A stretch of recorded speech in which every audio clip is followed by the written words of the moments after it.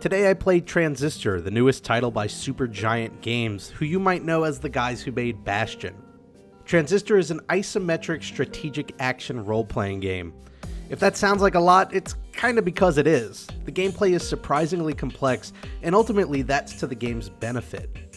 It takes place in a gorgeously realized sci-fi metropolis as you play Red, a famous singer who finds herself with a large sword named Transistor that seems to possess the consciousness of the unnamed man it was buried into when the game begins.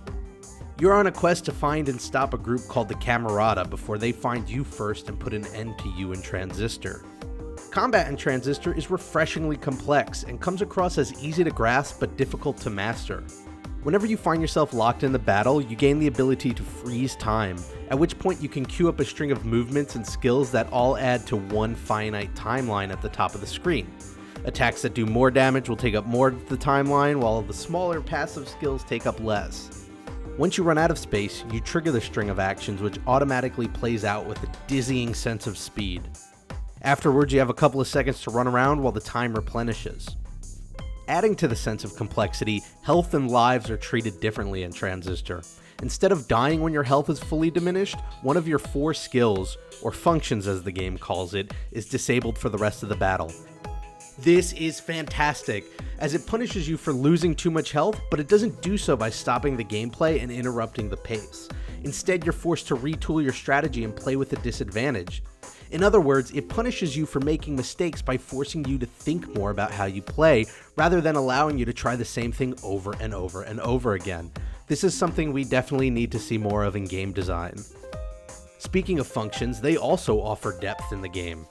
Each function offers up 3 roles. It can act as a primary attack, a modifier for another function, or a passive skill that enhances Red throughout battle. It can only fill one of these roles at a time, so you're forced to take a step back, assess the full bank of functions you have to use, and decide how to best use each one to create a skill set that works best for your style of play. Oh, and as with Bastion, Transistor allows you to apply a handicap to all of these functions, which ups the difficulty in one way or another in return for greater rewards. So instead of generic difficulty levels, you're free to tailor the difficulty to suit your playstyle. Where Transistor falls flat is that for such a deep combat system, the game doesn't seem to try very hard to teach you how it all works.